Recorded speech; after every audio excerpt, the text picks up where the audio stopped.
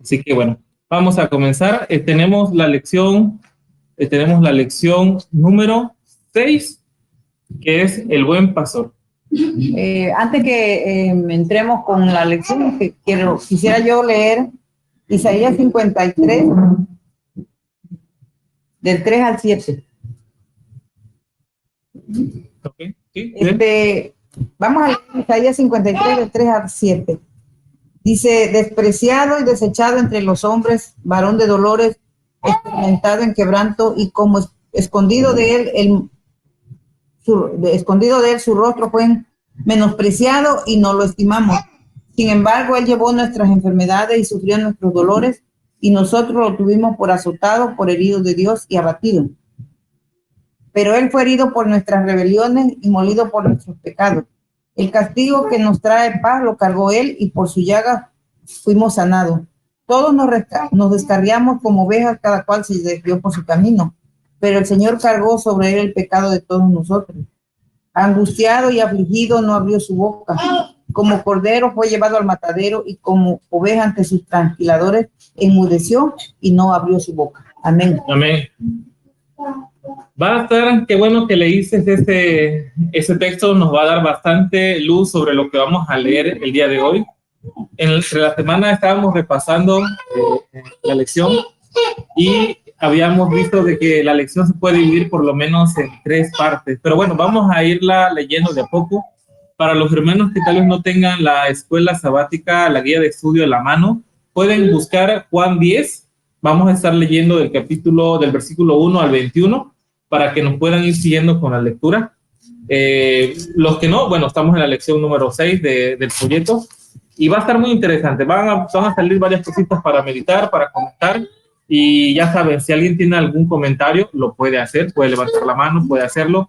Si no, al finalizar la transmisión, podemos comentar, tal como lo ha hecho nuestra hermana Gabriela.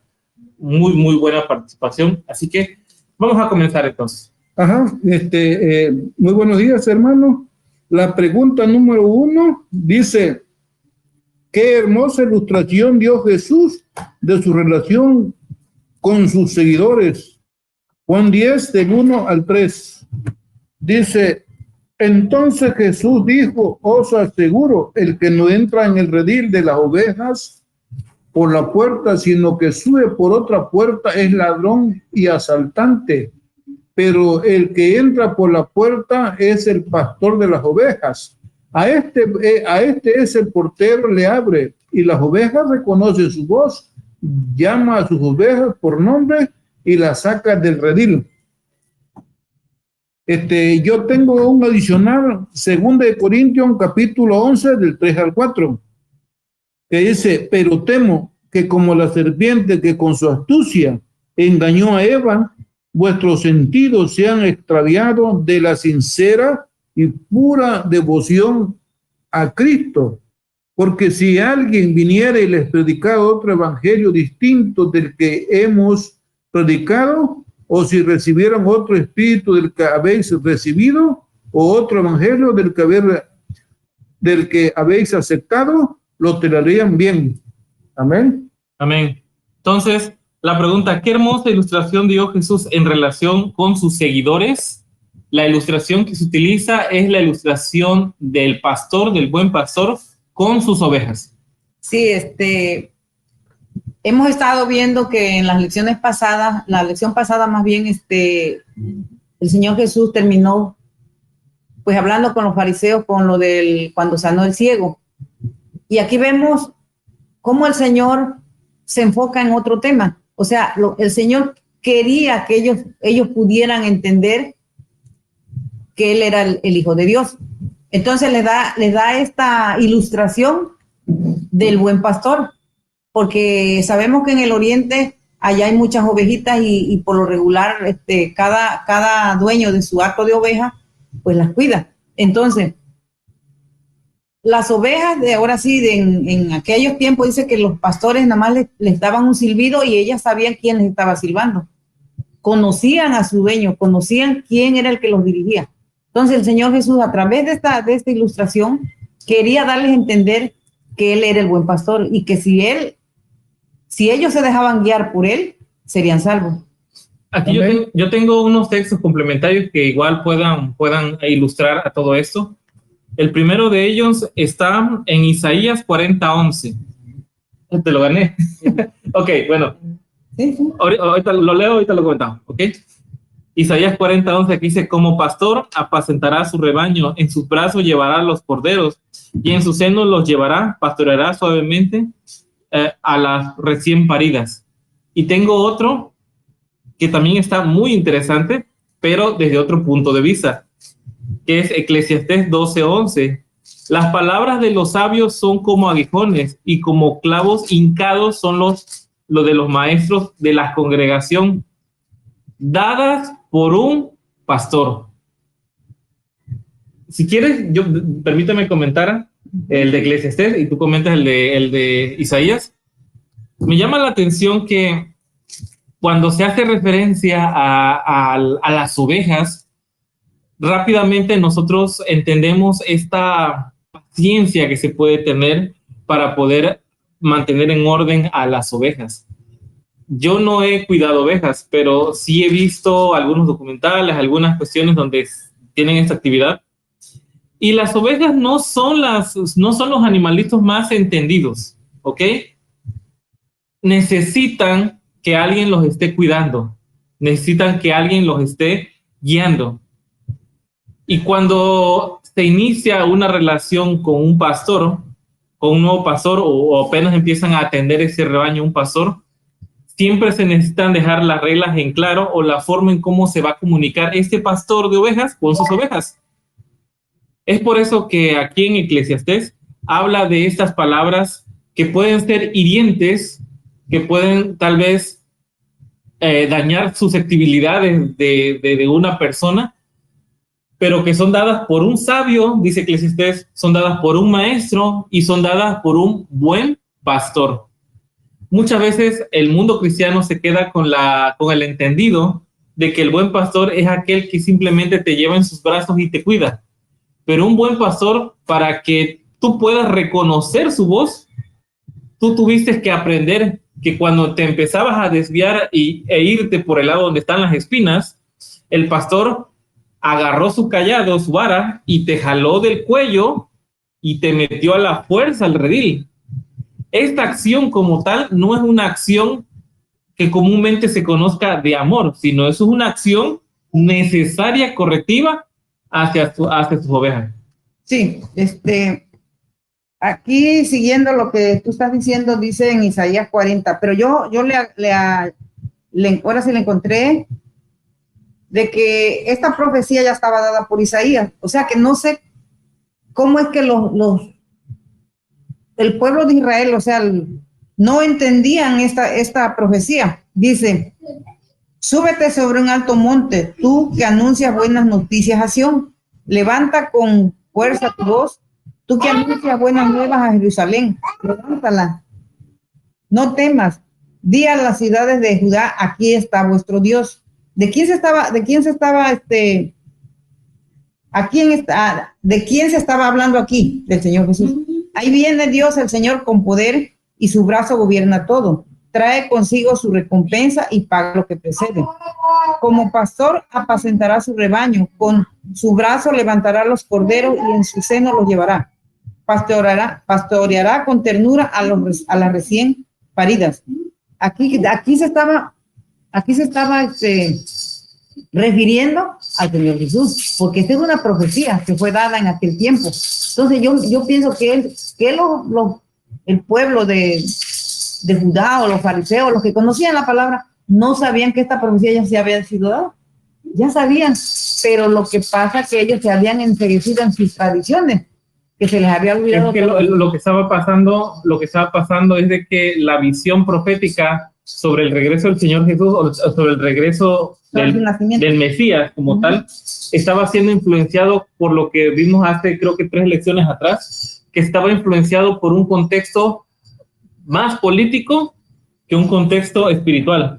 Ellos querían que lo que vendría como Mesías tuviera una influencia libertadora en su vida social, pero la liberación que realmente estaba prometiendo en las profecías iba más allá de qué persona estaba en el poder, porque Sí. ellos se olvidaban de lo que dice el Señor también, que Él quita y pone reyes. Y yo sé que esa expresión como tal vez no se encuentra literal en el Antiguo Testamento, pero sí se encuentra expresado en el comportamiento de los reyes en los imperios que estuvieron oprimiendo a Israel. Por ejemplo, el gran poderoso Nabucodonosor, ¿cómo terminó? Como un hombre manso. Ciro, ¿cómo terminó? Y todos los demás, ¿cómo terminaron? Todos porque ellos estuvieron sometidos a los designios de Dios. Entonces, había el pueblo judío en aquel entonces, ya no era pueblo de Israel, era pueblo judío nada más, por la tribu de Judá, había olvidado cómo el Señor podía quitar y poner reyes, porque su preocupación entonces era el tema político.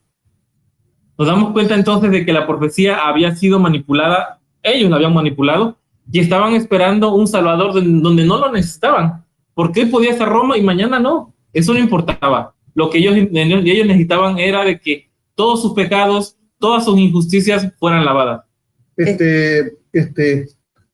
Aquí cuando el Señor dice, entonces Jesús dijo, aseguro que el que no entra en el redil de las ovejas por la puerta, sino que entra, sube por otra, es ladrón y asaltante. ¿A quién se estaba refiriendo el Señor cuando dijo es ladrón y asaltante? Él estaba hablando al pueblo de Dios. Ladrón y asaltante es cuando el Señor Jesús le dice a los dirigentes religiosos, ustedes han hecho el templo de mi padre una cueva de ladrones. Entonces, entrar por la puerta de atrás simbolizaba a los líderes religiosos en ese tiempo, y entrar por la puerta de enfrente simbolizaba al Señor Jesucristo. Dice, aquí quiero leer este párrafo de el desierto de la gente. Dice, el profeta Isaías había aplicado esta figura a la misión del Mesías en las adenteradas palabras, la que leí de Isaías 49:11. Dice, como pastor apacentará su rebaño, y en su brazo cogerá los corderos y en su seno los llevará. David también había cantado, Jehová es mi pastor y nada me faltará. El Espíritu Santo había declarado por Ezequiel, y despertaré sobre ellas un pastor y él las apacentará. Yo buscaré a la perdida y tornaré a la amontada y ligaré a la perniquebrada y corroboraré la enferma y estableceré con ellos pacto de paz. Dice, Cristo aplicó esta profecía a sí mismo. Mostró el contraste que había entre su carácter y el de los dirigentes de Israel. Los fariseos acababan de echar uno del redil porque había osado testificar del poder de Cristo. Habían excomulgado un alma a la cual el verdadero pastor estaba trayendo. Habían demostrado que desconocían la obra a ellos encomendada y que eran indignos del cargo de pastores del rebaño. Jesús les presentó el contraste que existía entre ellos y el buen pastor, y se declaró el verdadero guardián del rebaño del Señor. Eso que comentas es muy interesante, porque recordemos que la lección sigue hablando de la misma historia. En el relato de la Biblia, si ustedes pueden ver, está dividido por capítulo 9 y capítulo 10, pero si nos damos cuenta es un relato que está todo junto. Es un solo relato, simplemente está dividido por el capítulo 10 y porque hay una siguiente numeración. Pero seguimos en la misma escena. Vamos a reconstruir la escena, la última escena que tuvimos en la lección número 5. La última escena era cuando el Señor Jesús se encuentra al ciego, bueno, que ya no era ciego. Lo encuentra, le pregunta que si él cree en el Hijo de Dios. El ciego le dice que sí, y el Señor Jesús le aclara de que él había venido para hacer luz. Pero no solamente se lo dice al que era ciego, sino que también lo dice con mucha intención, ya que cerca de él estaban las personas que por lo regular siempre le perseguían. Entonces, esa es la escena. Entonces, esta historia que estamos leyendo ahorita es una historia que se la está narrando no solamente a sus discípulos, se la está narrando al que fue ciego, pero principalmente se la está narrando a los fariseos que estaban ahí todavía con la intención de sonsacarle, con la intención de conocer una postura. Entonces, vamos a seguir viendo la pregunta 2. Sí, dice la pregunta 2, ¿cómo se distingue el pastor de un ladrón? ¿Seguirá la verdadera oveja a un extraño? Versos 4 y 6. Dice, y cuando ha sacado afuera todas las que le pertenecen, más delante de ellas, y las ovejas le siguen porque reconocen su voz, pero no siguen al extraño, antes huyen de él porque no conocen la voz del extraño. Esta comparación hizo Jesús, pero ellos no entendieron lo que le decían. Dice, pero no sigan al extraño, huyen, ¿no? Ahora dice, pero ellos no entendieron lo que le decía. Entonces, 2 Corintios 4:4 dice, el Dios de este mundo cegó el entendimiento de ellos para que no vean la luz del evangelio. Voy a leer 2 Corintios 3, del 17 al 18, siguiendo lo que dice el apóstol Pablo, porque el Dios de este mundo cegó el entendimiento de ellos. Dice 2 Corintios 3, 17, 18, porque el Señor es el Espíritu, y donde está el Espíritu del Señor, hay libertad. Nosotros, todos con rostro descubierto, contemplando la gloria del Señor, vamos siendo transformados a su misma imagen con siempre creciente gloria por el Espíritu del Señor. Dice el 17, regreso al 17, porque el Señor es el Espíritu, donde está el Espíritu del Señor hay libertad. Entonces se ven los frutos del Espíritu, pero cuando se conviertan al Señor, se les quita el velo. Bueno, resulta que el apóstol Pablo dice, porque Dios de este mundo cegó el entendimiento de ellos. O sea, ¿será que el enemigo de toda verdad lo cegó a la fuerza? No, ellos solitos se ponen el entendimiento, porque dice que el apóstol, porque cuando se convierten al Señor, se les quita el velo. Ahora, hago una pregunta. ¿Nosotros estamos convertidos o convencidos? Porque si estamos convencidos de que esto es verdad, aquello es verdad, estamos convencidos, pero no estamos en libertad. Para estar en libertad tenemos que estar convertidos. Yo tengo un texto igual que complementa lo que estás diciendo. Eso está en Proverbios 28:5. Dice, los hombres malos no entienden el juicio, mas los que buscan a Jehová entienden todas las cosas. Salmo 106:7 dice, nuestros padres en Egipto no entendieron tus maravillas, no se acordaron de tu mansedumbre y de la muchedumbre de tu misericordia, sino que se rebelaron junto al mar rojo. Y tengo una más que es Isaías 56:11, y los perros comilones, los insaciables, los pastores malos no saben entender, ellos siguen sus propios caminos, cada uno busca su propio provecho, cada uno para su lado. Entonces, aquí vemos cómo se está describiendo entonces esta diferencia entre un pastor bueno con un pastor malo. Número uno, el pastor bueno entra por la puerta principal del rebaño. Número dos, el buen pastor es el que atiende a sus ovejas y sus ovejas le escuchan. Y aquí nosotros vemos algo que está en el 5, el versículo 5 de Juan 10. Dice, pero no siguen al extraño, antes huyen de él porque no conocen la voz del extraño. Eso debe de ser algo muy impactante para el pueblo, para los fariseos, porque para que ellos pudieran tener cierto control en el pueblo, habían establecido bastantes leyes que generaban esta opresión. Cuando nosotros hemos entendido de que lo que el Señor nos da debe de ser por amor y no por la fuerza, es entonces cuando entendemos que el mensaje que ellos estaban llevando no era el correcto. Cuando nosotros muchas veces en los grupos en los cuales estamos, en las iglesias,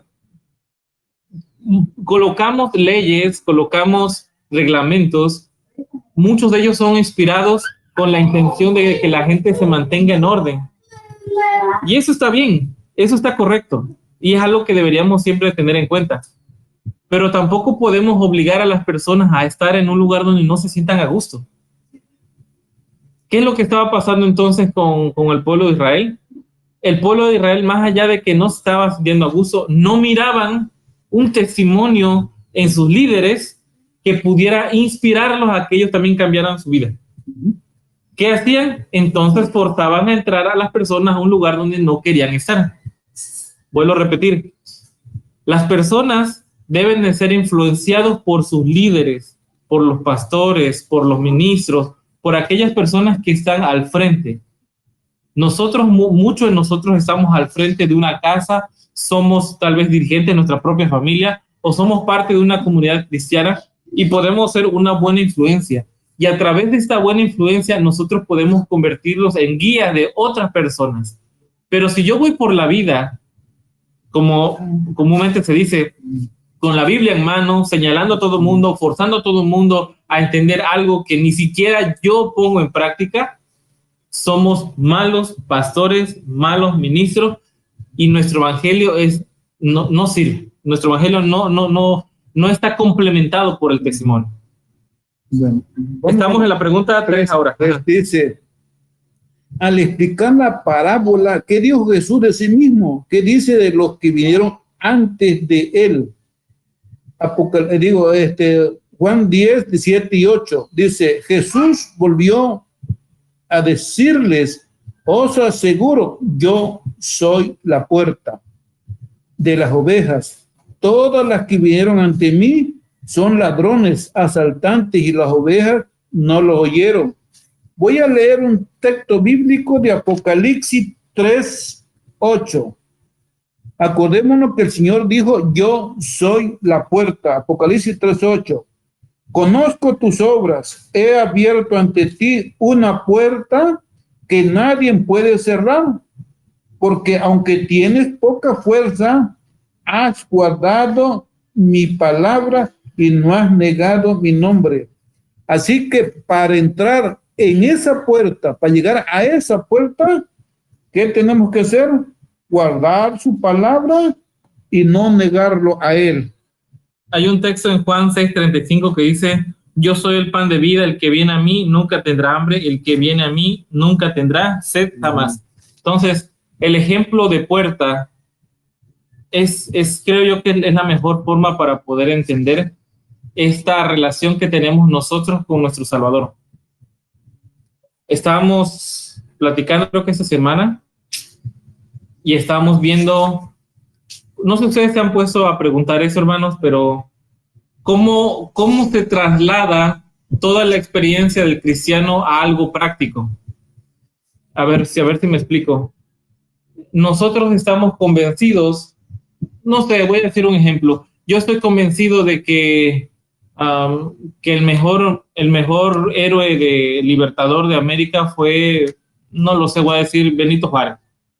Pero tal vez algún hermano en Venezuela dice que es Simón Bolívar. Y cada quien tiene su punto de vista. Cada quien pone sus argumentos, cada quien define por qué prefiere a uno o quién prefiere a otro. Si este ejemplo lo trasladamos a otras cosas de nuestra vida, fácilmente también lo podemos sumar al contexto religioso. Yo digo, mira, yo creo que el domingo es verdad. Otro va a decir, ¿sabes qué? Yo creo que el sábado es verdad. Yo creo que las profecías de las trompetas son a futuro. ¿Sabes qué? Yo creo que son al pasado. Y así podemos estar discutiendo un montón de doctrinas, un montón de posturas bíblicas. Pero la pregunta es, ¿cómo trasladamos lo que creemos al ámbito real, a lo que se puede tocar, a lo que se puede ver? Porque más allá de las creencias que tengamos, muchas veces esas creencias están ahí y nadie se entera que las crees. ¿Cómo trasladamos eso al plano donde las personas se sienten influenciadas por lo que crees? Eso se llama fe y obras. Las obras son las que hablan de ti, son lo que habla bien de ti. Estamos leyendo nosotros aquí ese texto acerca de la puerta y me llama la atención que la única forma para poder tener acceso a todas estas bendiciones es hacer un camino y entrar por la puerta que es el Señor Jesús. Cuando nosotros estamos bendecidos por algo, cuando nosotros estamos siendo beneficiados por algo, volteamos y vemos a las personas que no tienen ese beneficio y le explicamos, ¿sabes qué? Mira, a mí me dieron este beneficio porque yo hice estos pasos, yo te invito a que tú vengas. No sé si les ha pasado eso, para los que hemos estudiado recientemente cuando dan becas, vemos a las personas a los jóvenes que no tienen beca, le digo, mira, yo recibí esa beca, lo que puedes hacer tú es ir a ese lugar, a esta dependencia, presentar estos papeles y también vas a tener esos beneficios. Cuando nosotros entramos por la puerta del Señor Jesús, cuando nosotros recibimos todas las bendiciones que nos trae estar del otro lado, del lado de Él, ahora podemos voltear atrás y decirle a las personas que no han entrado, vengan, este es el camino, esta es la vida, aquí existe esta bendición. Entonces, contestando lo que yo dije al inicio, ¿cómo podemos nosotros pasar a lo real lo que creemos? Cuando realmente estamos del lado de Cristo. Previo a eso, simplemente son teorías. Y podrán existir muy buenos maestros de la teoría, pero muy pocos son buenos maestros ¿en qué cosa? En la práctica. Podré yo saber calcular muchísimas cosas en mi libreta, pero una cosa es lo que yo pongo en escrito y otra cosa es lo que voy a hacer en la vida real, lo que estamos dispuestos. Entonces, cuando vemos al Señor Jesús como una puerta, es entender que cuando tú estés dentro de esa puerta, lo que va a existir ahí es una bendición tan grande que vas a voltear a ver atrás e invitar a todos los que están fuera de la puerta a que entren contigo.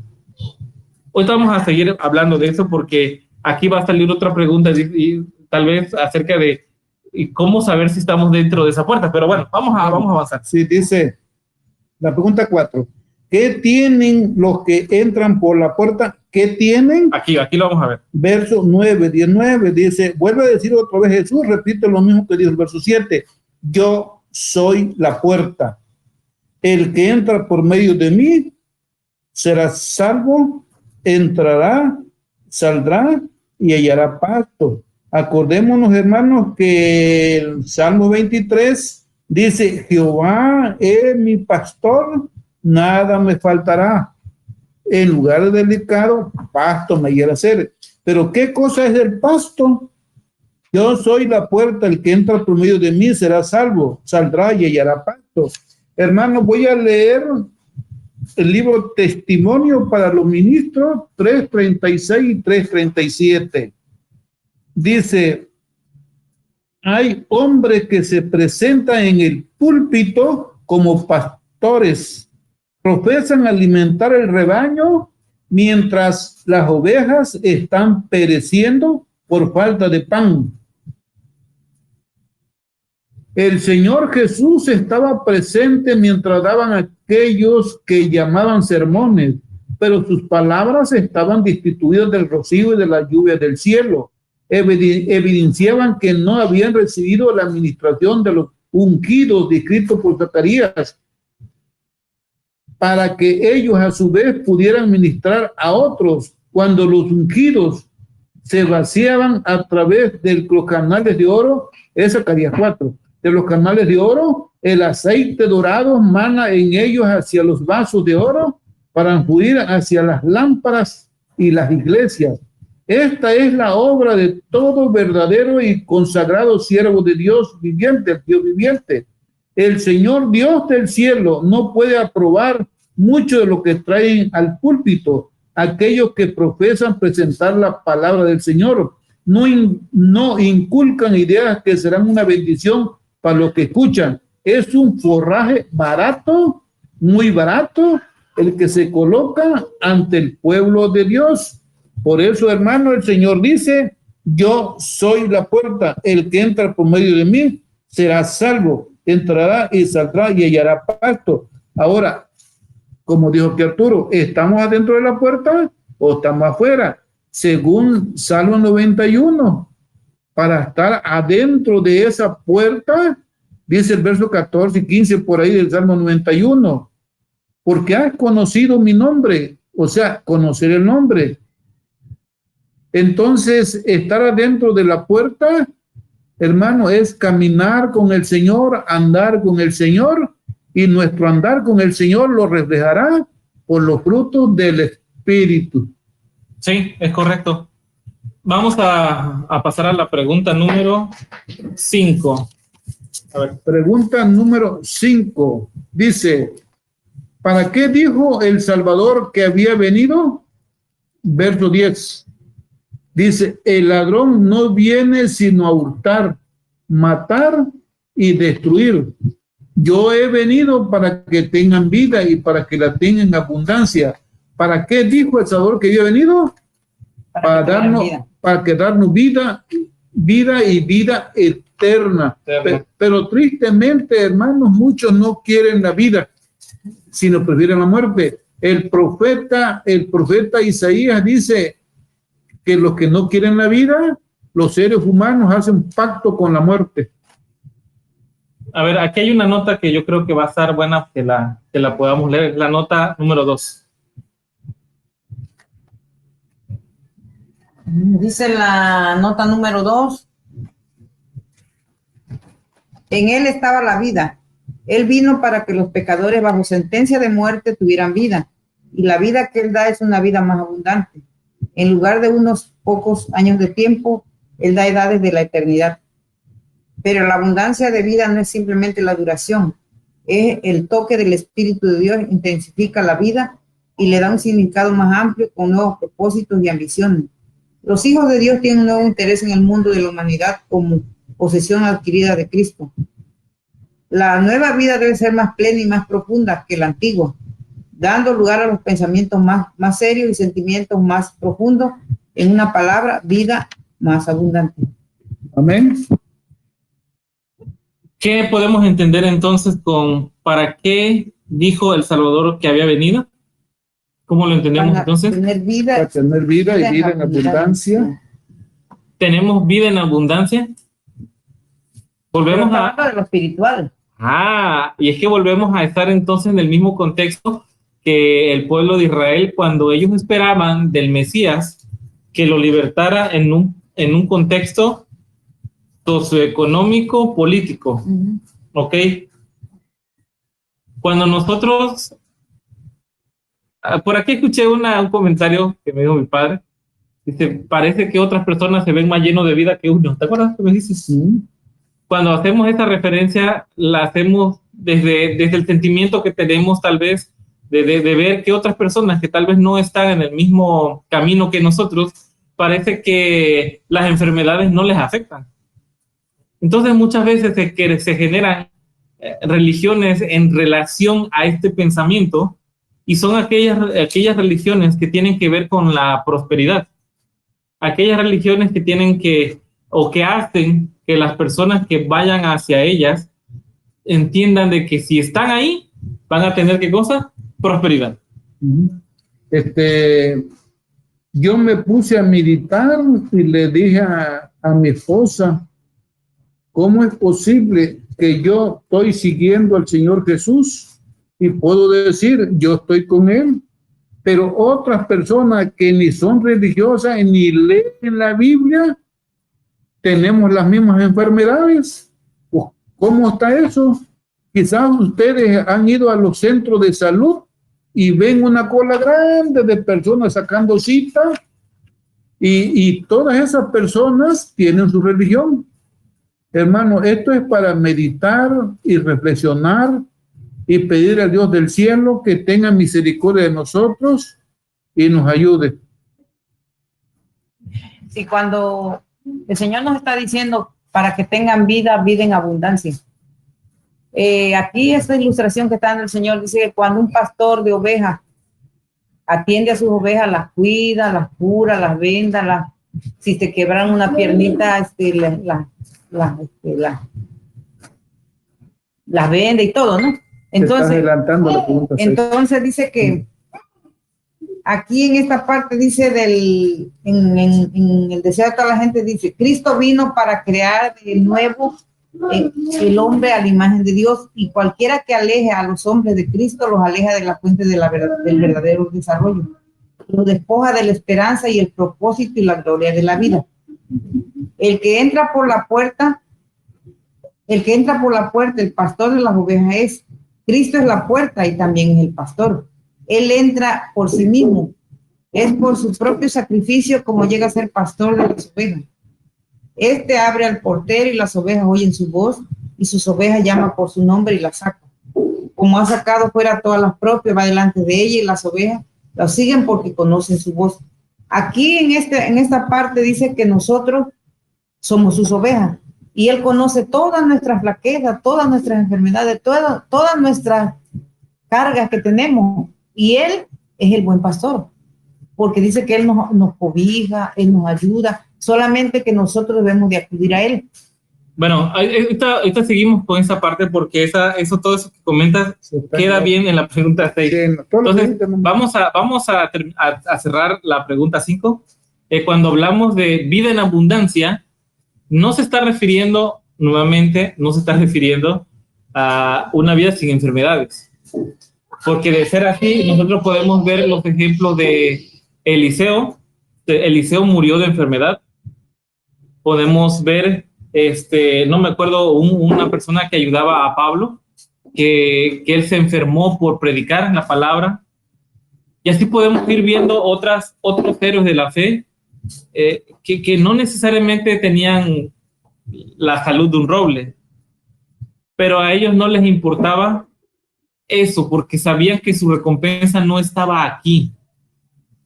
Vamos a dejar en claro eso porque si bien tal vez nosotros nos toma por sorpresa cómo es que los fariseos no creían en el Señor Jesús como lo creemos nosotros, pues tampoco nosotros creemos en el Señor Jesús si seguimos teniendo un contexto de salvación, de salud, o de trabajo, o de bienestar, o de otra cosa que pueda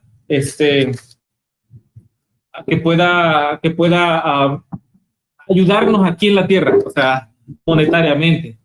Tenemos que poner nuestros ojos más allá, ¿ok?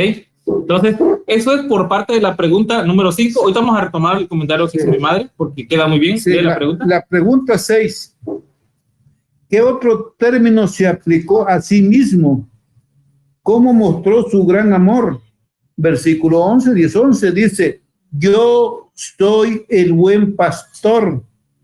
El buen pastor da la vida por sus ovejas. Ahora, el Señor Jesús dice en San Juan, ejemplo os he dado, como yo he hecho, vosotros también hacéis.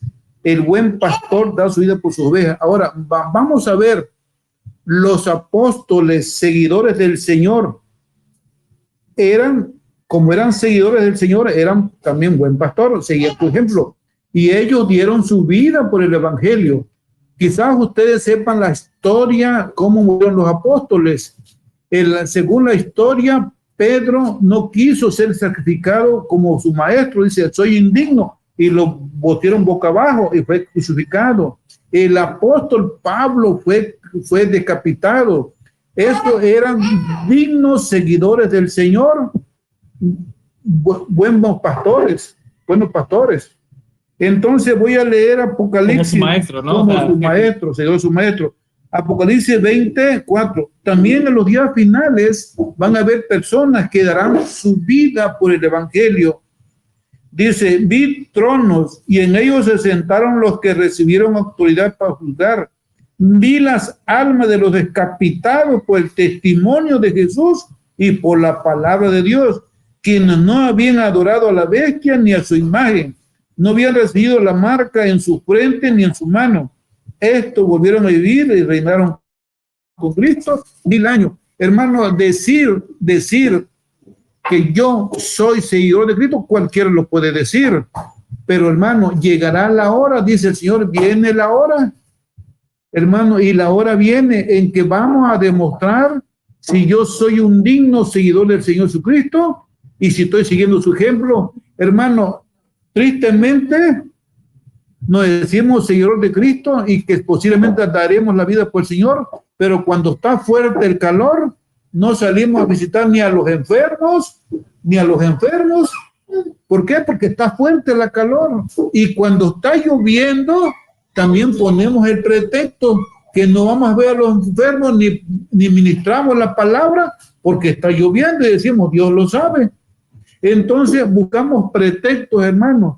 los verdaderos seguidores del Señor, los verdaderos pastores que murieron por la palabra de Dios, es nuestro ejemplo, hermano. Alabado y glorificado sea el Señor. Fíjate que ahorita viendo eso, sabemos que todos nosotros fuimos colocados en donde estamos ahora, no porque hayamos querido nosotros elegirlo, sino porque el Señor nos ha colocado ahí. Nos ha colocado en una posición en donde tal vez nos da, tal vez de un trabajo, de comer. Pero si el Señor hubiera querido que estuviéramos en otro lado, estaríamos en otro lado. Ahora, todos tenemos que, en el ejemplo que hace rato yo platicaba aquí en la casa, todos tenemos que vender todo, rentar una camioneta o hacer de una camioneta nuestra casa para salir. No, yo creo que no. O tal vez sí, no lo sé. Aquí el punto de darlo todo por el Señor es que en la posición en donde Dios te vaya colocando, tengas realmente la disposición de hacer su voluntad ahí. He conocido, bueno, aquí con mi esposa, mi familia, hemos conocido hermanos que si nosotros vemos sus obras, podemos decir que han hecho mucho. Han vendido sus casas en las ciudades, han hecho un montón de cosas que son muy difíciles de hacer, y tal vez esas personas se van al campo, tal vez hacen un montón de cosas que comúnmente nadie haría, pero desafortunadamente sus obras siguen siendo malas. Sus obras siguen siendo lo mismo, los mismos problemas que tenían en la ciudad. Entonces, si nosotros nos basamos por el hecho del martirio, hay muchas personas que han muerto por causas que no tienen que ver con la religión. Y esas personas son santas por eso. Eso entonces, ¿qué sería? Sería una salvación por obras. Yo agarro, vendo todo y trato de con eso agradar al Señor. Yo estoy viendo acá que, por lo menos, bueno, no es una historia que esté en la lección, pero si nosotros vemos cómo fueron quedando los apóstoles, cada uno fueron llevados a un lugar que tal vez no era el más cómodo o tal vez era cercano donde ellos vivían, no lo sé, pero donde quiera que ellos iban dejando la semilla que en ellos había germinado y que había cambiado su vida. Vamos a ver ahora la pregunta 7, que yo creo que aquí también vamos a comentar. Dice la pregunta 7, por otro lado, ¿qué hace el asalariado? Pero el asalariado que no es el pastor, de quien no son propias las ovejas, ve al lobo que viene y abandona las ovejas y huye, y el lobo las arrebata y las esparce. El asalariado huye porque es mercenario y no les importan las ovejas. Bueno, aquí voy a hacer un comentario. ¿Quién es el asalariado? El asalariado es como el camaleón o como la gelatina. Se va acomodando de acuerdo a la circunstancia. Ese es el asalariado. Pero el que es el buen pastor ni se acomoda según las circunstancias, sino que él se enfrenta a esas malas circunstancias, no importa cómo venga, porque es el buen pastor, hermano. Vamos a ver Ezequiel 34, 2 al 6. Dice: hijo de hombre, profetiza contra los pastores de Israel, profetiza y di a los pastores, así ha dicho Jehová al Señor. Hay de los pastores de Israel que se apacientan a sí mismos, ¿no apacientan los pastores a los rebaños? Coméis la grosura y os vestís de lana, la engordada degolláis, mas no aceptáis a las ovejas, no fortalecéis a los débiles, ni curás a las enfermas, no vendas a las perniquebradas, no volvéis al redil la descarriada, ni buscáis la perdida, sino que os habéis enseñoreado de ellas con dureza y con violencia. Ya andan errantes por falta de pastor y son presa de todas las fieras del campo y se han dispersado. Anduvieron perdidas mis ovejas por todos los montes y en todos los collados altos. En toda la faz de la tierra fueron esparcidas mis ovejas, no hubo quien las buscare, no, ni quien preguntase por ellas. Está de más ya comentar el contexto que se da aquí fácilmente al ámbito de la religión, porque ahí es fácilmente o fácil identificar a los pastores, dicho sea de paso, llevan hasta el mismo nombre sus puestos, y yo no creo que tenga mucha importancia hablar sobre ellos. Me gustaría que en lugar de hablar sobre esos dirigentes que son visiblemente pastores de sí mismos, viéramos nosotros por nuestra grey. Es desafortunado en muchas ocasiones los grupos de sostén propio, aquellos grupos que tal vez salieron de una iglesia más grande para tratar de llevar una reforma, seguimos estando en las mismas circunstancias. Siguen existiendo estos pastores o pseudopastores que lo único están preocupados de saber qué material debo de subir yo mañana a YouTube para mantener el espíritu de mi grey en el éxtasis de algo nuevo. Eso me lleva a pensar de que realmente en vez de ser pastores, son youtubers, son influencers, son personas que quieren ganarse la vida hablando de la palabra y no están haciendo lo necesario por salvar a las personas.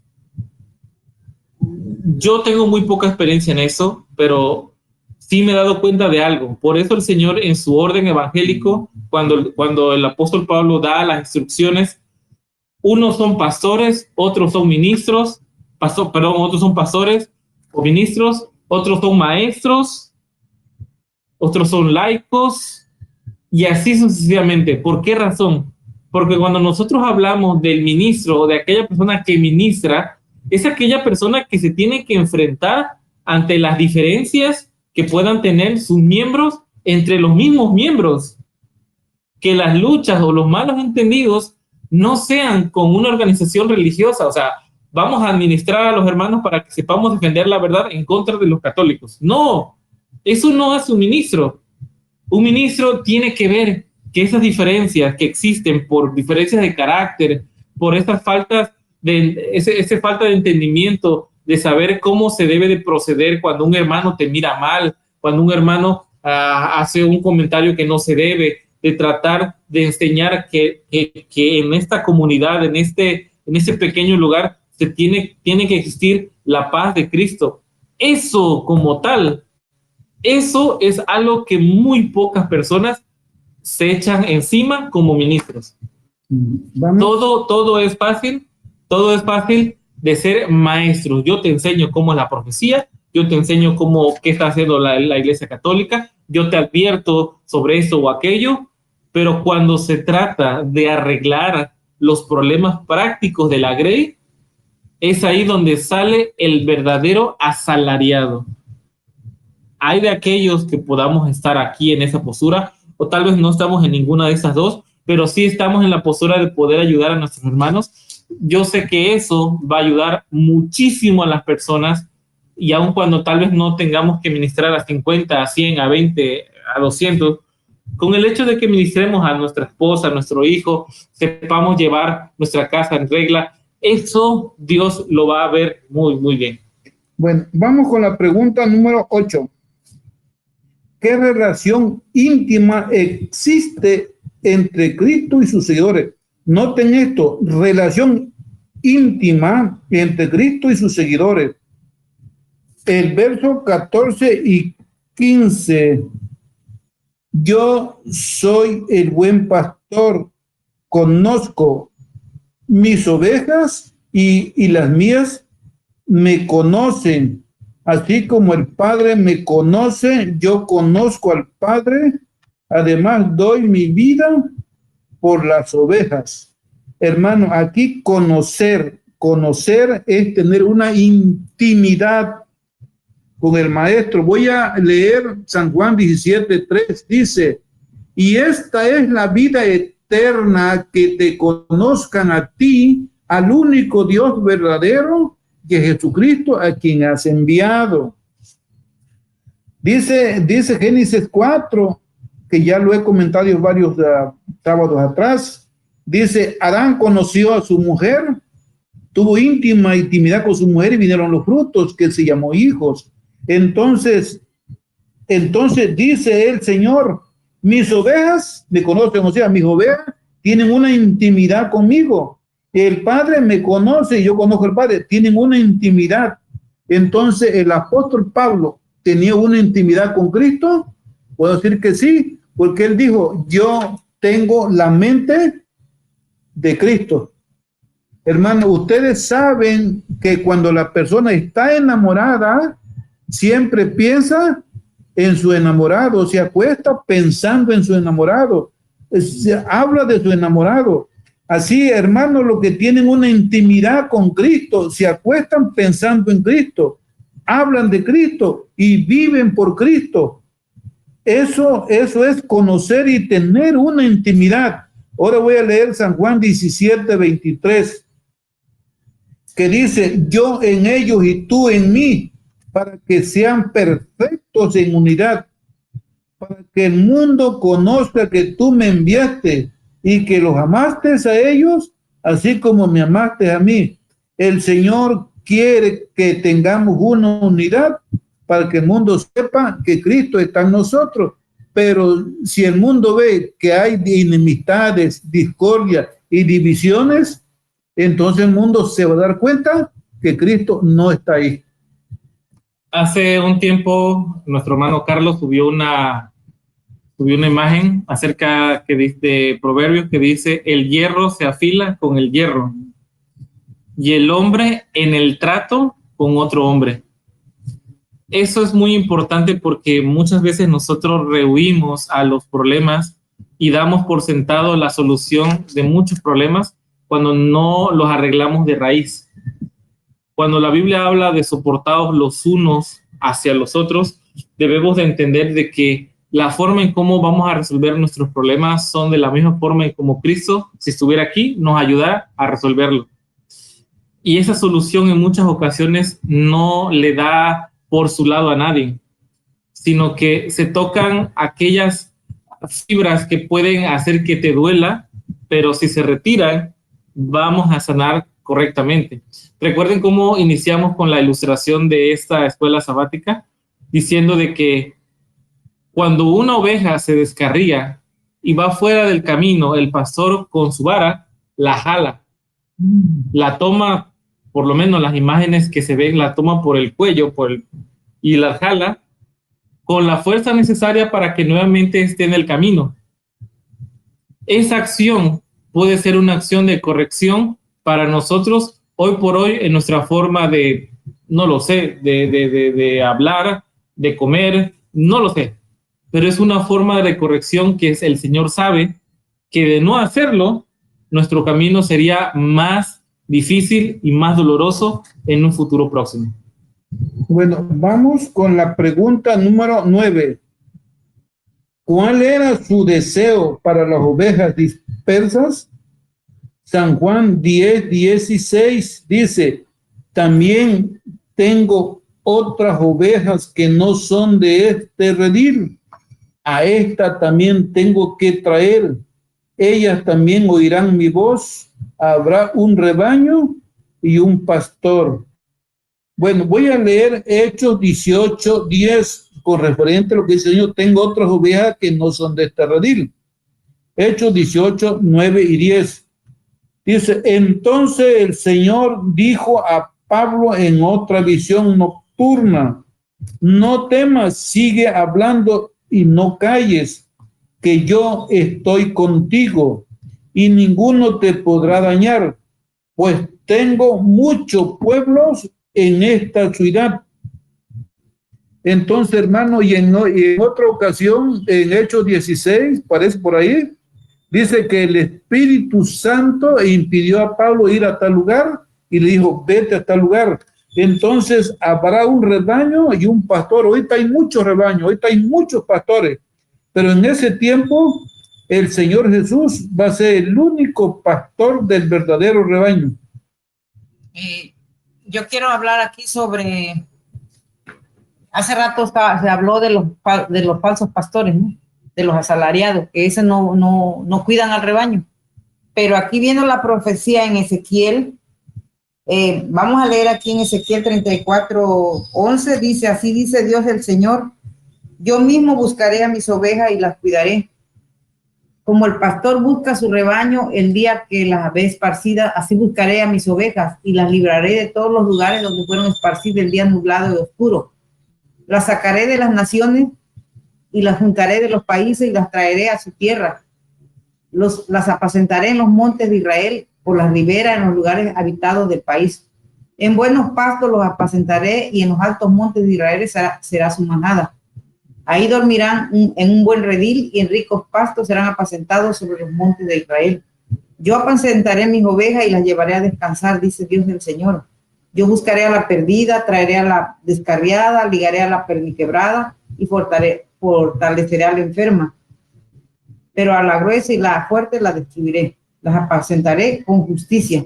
Aquí vemos de que esta profecía fue dada por Ezequiel. En aquellos tiempos ya esta profecía ya estaba dada para el pueblo. Que el Señor vendría a recoger a sus ovejas de diferentes lugares. Y hasta este momento estamos viendo que se cumplió con el pueblo de Israel, los que quisieron, y con el apóstol Pablo a los gentiles. Ahorita me acordé de lo que Mateo 8 dice del 5 en adelante. Al entrar Jesús en Capernaum, vino un centurión y le rogó: Señor, mi siervo yace en casa paralítico, gravemente atormentado. Jesús respondió: bien, iré y lo sanaré. Pero el centurión respondió: Señor, no soy digno de que entres bajo mi techo, solo di la palabra y mi siervo sanará. Porque yo también, aunque soy un subalterno, tengo soldados bajo mis órdenes. Digo, este ve y va, al otro ven y viene, y a mi siervo hace esto y lo hace. Cuando Jesús lo oyó, quedó admirado y dijo a los que le seguían: os aseguro que ni en Israel he hallado tanta fe. Os digo que vendrán muchos del oriente y del occidente y se sentarán con Abraham, Jacob, en el reino de los cielos. Pero los hijos del reino serán echados a las tinieblas de afuera. Allí será llanto y crujir de dientes. Hermano, esto es para los días finales. En el verso 10 dice el Señor, dice: os aseguro que ni en Israel he hallado tanta fe. Y dice que os aseguro que vendrán muchos del oriente, los occidentes saldrán con Abraham, Isaac, Jacob en el reino de los cielos. Me estoy acordando que en eventos de los últimos días, en la página 200, la hermana Elena dice con referente que el Señor tiene muchas personas o pueblos en otras congregaciones. Y en Apocalipsis 10:4 se cumplirá: salí de ella, pueblo mío. El Señor tiene un pueblo en todos lugares, hermano. Llegado el tiempo, el centurión es un símbolo de esas personas que están en un lugar, pero en su momento el Señor lo sacará. Porque hay personas que tienen más fe, dice el Señor Jesús, que ni los israelitas, hablando espiritualmente. Me quedé pensando en el hecho de que todo eso no se reduce a posturas de doctrinas, se reduce a el testimonio de las personas. En aquel momento, cuando se estaba dando todo este diálogo, recordemos que seguimos hablando, o el Señor sigue hablando en la escena donde está el que fue ciego, los fariseos y toda la comitiva que estaba. Ahí estaban los fariseos, estaban los saduceos, estaban los israelitas, en este caso los judíos, que no tenían ninguna secta en particular, sino que eran simplemente, seguían la religión como tal. Estaba Judas, también estaba ahí, que no pertenecía a los fariseos ni los saduceos, ni a la religión judía como tal, pertenecía al pueblo selecto del Señor Jesús, pero su testimonio era distinto. Había un grupo de personas que no necesariamente tenían la misma postura doctrinal, aun cuando pertenecían al mismo, la misma religión en general. Vamos a llamarlo actualmente el cristianismo en general. ahí estaban los que eran, ahí vamos a estar los que somos antitrinitarios o trinitarios, los que se bautizan de una manera o no, los que creen en las profecías futuras o no, los que critican las fiestas judías o no. Todos van a estar ahí, todos englobados en un solo momento en donde no va a importar qué postura tú defiendas, sino se van a generar dos puntos muy distintos, basados en tu doctrina o basados en tu testimonio. ¿Cuál era el problema que tenían los dirigentes? Porque está hablando ahorita aquí de los malos pastores y por consecuencia de las malas ovejas. ¿Cuál es el punto que se está criticando aquí? Nuevamente se sigue criticando el punto de mal testimonio, que todo lo que ellos hacían no correspondía con todo lo que ellos hacían, con lo que creían no correspondía con lo que hacían. Y al final, simple y sencillamente, fueron dos posturas. Aquel hombre que tal vez no tenía tanta información, sí conocía, como decía la hermana Gabriela en el audio de la semana pasada, era un hombre que escuchaba las pláticas, era un hombre que escuchaba los diálogos, era alguien que estaba empapado de la ley porque estaba cerca del templo, pero tal vez no tenía tanta experiencia como los dirigentes, pero conocía. Cuando tuvo la oportunidad de dar testimonio en favor de lo que él realmente amaba y creía que era verdad, ¿qué hizo? Lo dio. ¿Y las demás personas? Sus padres no se hicieron del lado de Cristo. Los fariseos también ya habían generado su postura y querían matar al Señor. En los últimos días, más allá de las creencias y posturas que tal vez podamos dar para defender, yo soy blanco, yo soy negro, yo soy café, yo soy... Lo que va a importar más es que todo lo que tú creas, que si es verdad, tiene que venir acompañado de ¿qué cosa? Del testimonio correcto. Vuelvo a repetir, yo no estoy diciendo que no importa que tú guardes el domingo mientras tengas un testimonio correcto, no. Yo estoy diciendo que aún cuando tengas la verdad correcta, si tu testimonio no te acompaña, no importa. Ese es el problema. Y ese es el juicio que está haciendo el Señor Jesús en ese momento. Porque se supone que esos hombres que estaban ahí, a ver, ¿eran moabitas? ¿Eran griegos? ¿Eran gentiles? ¿Eran samaritanos? No, todos estaban bajo la misma bandera. Pero solamente de ahí, solamente uno había reconocido al Señor Jesús y todos los demás no. Y todos los que estaban detrás de esos fariseos tampoco podían escuchar correctamente quién era el Mesías. Bueno, la pregunta 10 casi es lo mismo lo que venimos estudiando. ¿A qué se refiere evidentemente este versículo, Isaías 56:8? El Señor Dios que reúne a los dispersos de Israel dice, aún juntaré a otros a él, además de sus congregados. Sí, es lo mismo de San Juan 10:16. Tengo otras ovejas que me conviene traer para un rebaño y un pastor. Es lo mismo. Sí, entonces volvemos con el ejemplo que decía. Abrimos este paraguas y tratamos de englobar a todo el mundo cristiano. Es probable que haya muchas personas que tengan un compromiso con su religión muy fuerte, aun cuando estén equivocados, y ellos en la sinceridad de su corazón tal vez no han logrado entender la verdad, pero cuando la entiendan, cuando realmente la comprendan, estarán más dispuestos que nosotros a seguir los pasos de su Salvador. Amén. ¿Por qué razón? Porque muy probablemente nosotros estemos más enfrascados en demostrar mi postura doctrinal que dispuestos a reflejar mi postura doctrinal con hechos. Hace muy poco había aquí en la iglesia local a donde yo asistí por muchísimo tiempo, me di cuenta que hubo un día de la bondad, algo así, que se tomaron las fotos para poder, donde se mostraba que estaban regalando despensas, donde se mostraba que estaban haciendo bondad. Pero los que vivimos cerca de esa iglesia sabemos que hubo un momento en donde hubo un miembro de iglesia que era ciego que estuvo pidiendo limosna fuera de la escuela de la iglesia por muchos años. Sabemos que actualmente existe una hermana que no tiene capacidad de valerse por sí misma, que está postrada en cama, que está sola y que nadie de los hermanos va a menos que haya algo de por medio para que vaya. Eso es una mentira.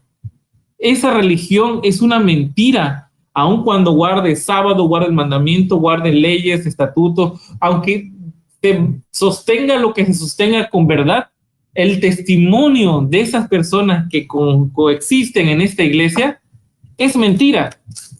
Y es por eso que el Señor estaba muy molesto con la actitud de los judíos en ese momento, porque aun cuando eran descendientes de Abraham de manera legítima, sus actos declaraban que no formaban parte del redil del que formó parte de Abraham.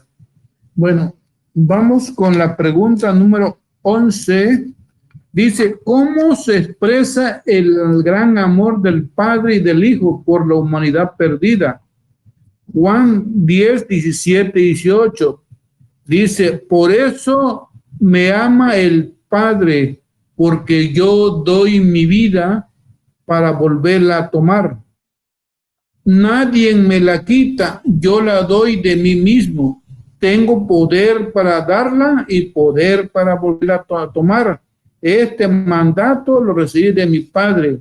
Dice, yo doy mi vida por volver a tomar, nadie me la quita. Pero el enemigo de toda verdad intentó acallar la palabra de Dios. Entonces los judíos, en la escritura está en boca de 2 o 3 testigos, coste toda palabra. Sí. Y para condenar al Señor Jesús, se presentaron 2 y 3 testigos. Veamos cómo se tuerce la palabra de Dios y cómo se está torciendo en estos últimos días. Hay personas que presentan el evangelio torcido. Tal parece que es verdad, tal parece, pero si no tenemos la unción del Espíritu Santo, seremos llevados por muchos vientos de doctrina. Aquí en el deseo de toda la gente dice, el Salvador habría pasado por la agonía del Calvario para que uno solo pudiera salvarse en su reino. Nunca abandona un alma por la cual murió, a menos que sus seguidores escojan abandonarle, Él lo sostendrá siempre. En nuestras pruebas tenemos un ayudador que nunca nos falta. Él no nos deja solo para que luchemos con la tentación, batallemos contra el mal y seamos finalmente aplastados por las cargas y tristezas. Aunque ahora esté oculto para los ojos mortales, el oído de la fe puede oír su voz que dice, no temas, yo estoy contigo. Yo soy el que vivo y he sido muerto y aquí que vivo por los siglos de los siglos. He soportado vuestras tristezas, experimentado vuestras luchas y hecho frente a vuestras tentaciones. Conozco vuestras lágrimas, que yo también he llorado. Conozco los pesares demasiado hondos para ser susurrado a ningún oído humano. No penséis que estáis solos y desamparados. Aunque en la tierra vuestro dolor no toque cuerda sensible alguna en ningún corazón, miradme a mí y vivid. Porque los montes se moverán y los collados temblarán, mas no se apartará de ti mi misericordia, ni el pacto de mi paz vacilará, dice Jehová, el que tiene misericordia de ti. Amén. Amén. Gloria a Dios. Vamos entonces, vamos a ir terminando las preguntas. La pregunta 12. La pregunta 12, sí, exacto. Dice, ¿qué causaron estas palabras de Cristo entre la gente de que lo acusaban? ¿Por qué? La primera pregunta. Por decir estas palabras, de nuevo hubo división entre los judíos por estas palabras. Muchos decían, demonio tiene, está fuera de sí. ¿Para qué lo escuchás? Quizás, hermanos, ustedes van a recordar unos textos bíblicos en los evangelios cuando el Señor Jesús dijo, no he venido a traer paz, sino espada, o sea, división. El padre estará contra el hijo contra el padre, la nuera contra la suegra. Va a haber división por la palabra de Dios. Ahorita posiblemente estamos unidos, pero cuando llegue el tiempo, si no nos estamos alimentando todos igualmente, todos lo de una casa, todos lo de una familia, hermanos, va a haber división como lo hay aquí.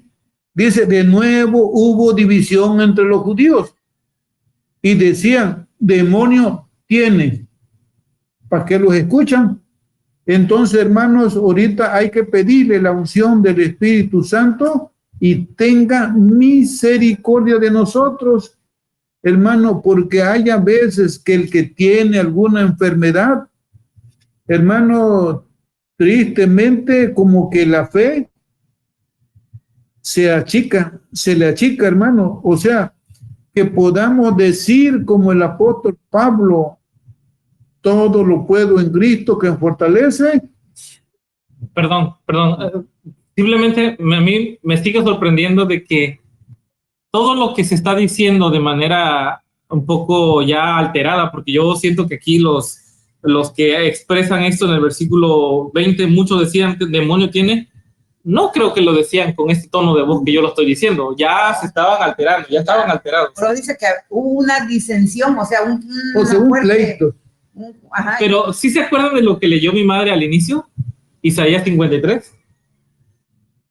Nuevamente, aquí volvemos a tener lo que leímos la semana pasada. El Señor Jesús al pueblo que ya conocía, al pueblo que tenía ya las leyes, que tenía los profetas, no se detenía a estarle explicando punto por punto lo que debía ya de conocer. Exactamente. Él simplemente estaba citando, estaba haciendo mención de textos que se supone que como hombres mayores y por haber cumplido todos los requerimientos de su tradición, conocían la Torá al derecho y al revés. Entonces, ¿qué estaba pasando aquí? Ellos habían perdido el correcto significado de la palabra de Dios. ¿Cómo es posible que este tipo de personas no acababan de entender que lo que estaba en Isaías 53 con lo que está diciendo aquí acerca de la vida, de perder la vida y tomarla, está narrado ahí por los profetas? Sí. Pero volvemos a dejar eso en claro. ¿Por qué? Porque ellos habían manipulado la palabra del Señor de modo de que ellos querían obtener lo que ellos necesitaban o lo que ellos creían necesitar, que era la liberación de ¿qué cosa? De Roma. El yugo romano. Entonces ellos no necesitaban a alguien que muriera y se levantase. Ellos querían ¿qué cosa?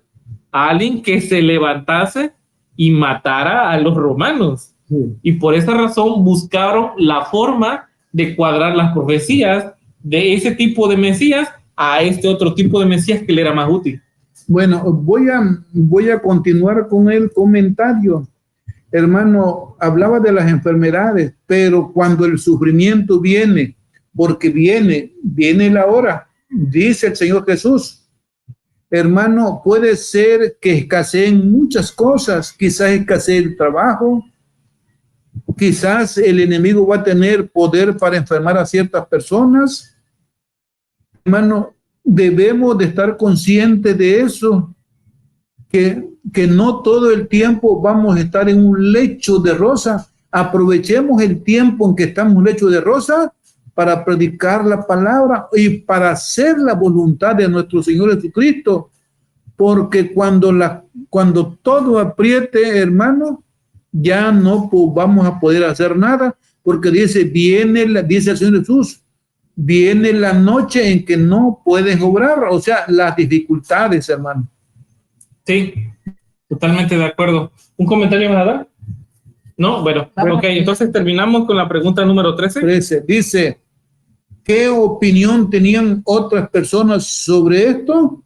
O sea, como hubo una división, el otro grupo, un grupo decía, demonio tiene, no los escucha, pero el otro grupo decían otros, estas palabras no son de un endemoniado. ¿Acaso puede el endemoniado abrir los ojos de los ciegos?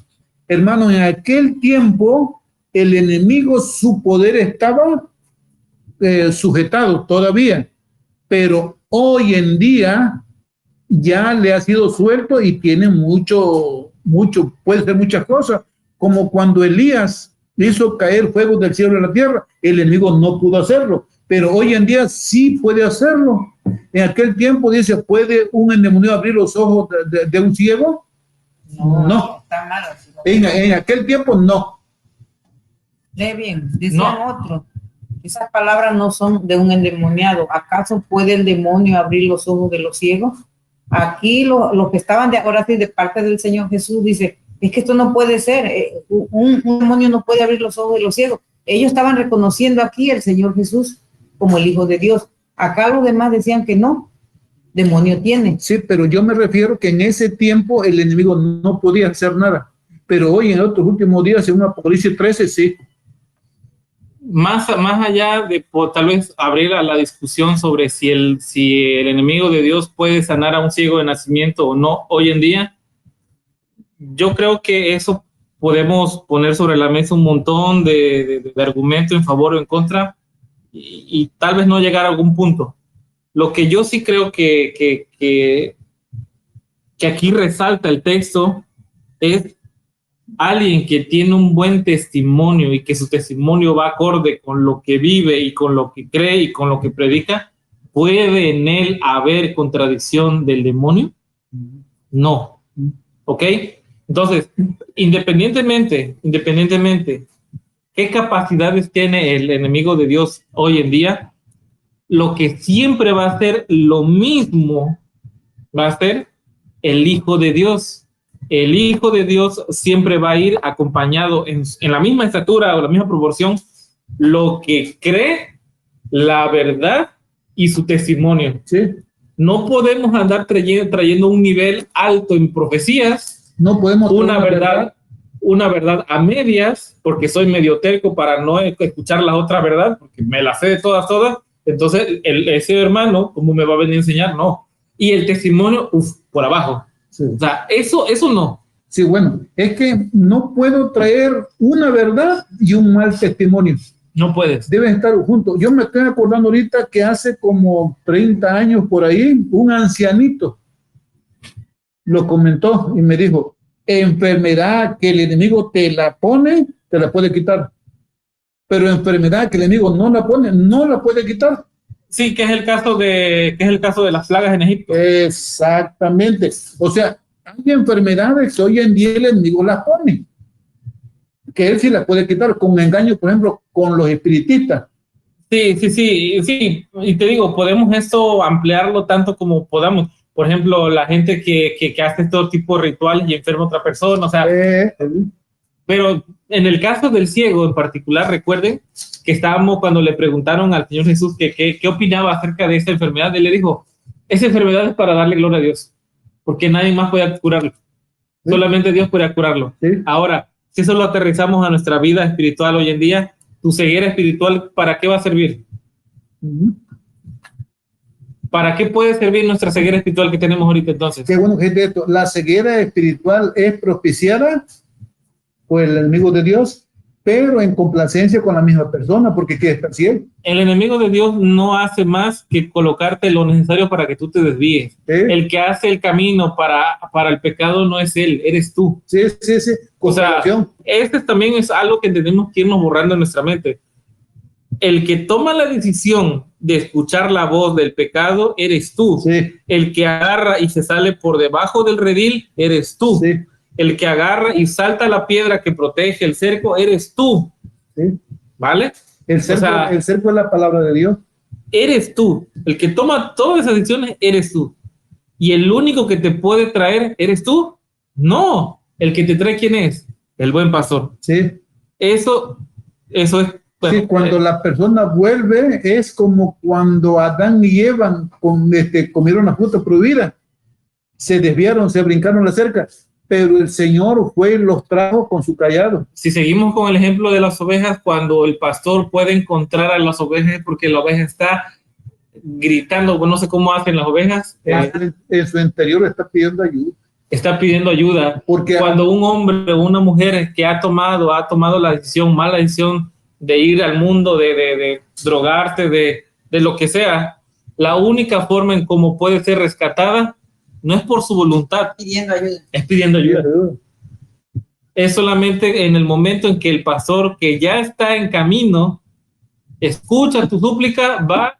Si tú no gritas, vas a estar ahí atorado en una rama y jamás se van a encontrar. Eso se cumple en lo que dice el Señor. El que pide en Lucas, el que pide Recibe. Ahora, nosotros si tomamos toda esta lección como un ejemplo práctico, y si nosotros en la circunstancia en la que nos encontremos vamos a ser ministros o pequeños ministros, expositores de una verdad que tenemos a personas que están a nuestro alrededor, debemos entonces aprender no solo nosotros a suplicar, sino a poder escuchar el mensaje de Dios para ayudar a otros que están cerca de ti, haciendo una súplica muy similar Sí, a la que claro, tú haces. así es. Para que tú seas el instrumento, tú seas la vara del pastor. Ahora sí, queda aquí la frase de la vara del pastor, y traigas esas ovejas al redil. No que tú seas la vara del pastor, espérate. No que tú seas la vara del pastor para tú siendo vara, darle de, perdón por la palabra, darle de garrotazos a la pobre, de barazos a la oveja que está perdida. No. Tu función como instrumento del pastor, de vara del pastor, es atraerla, no darle de golpes con la vara. Traerla y curarla. Hoy en día, gracias a Dios, que si estamos reunidos ahorita, no es por nuestra decisión propia, es porque el Espíritu Santo ha tocado nuestros corazones para reunirnos como familia, familia espiritual, y la sangre del Cordero nos une, no importa la distancia que sea, pero el Espíritu Santo, que es Cristo el buen pastor, el que nos ha unido hoy en día sábado. Amén. Bueno, con eso concluimos este repaso de escuela sabática. Ahí